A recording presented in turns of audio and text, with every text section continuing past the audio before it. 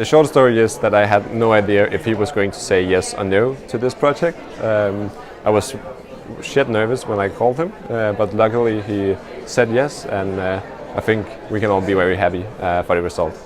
So what did you think to yourself when he said, "I'm in"? I think my immediate reaction was, even though I was on the phone, it was just like, yes!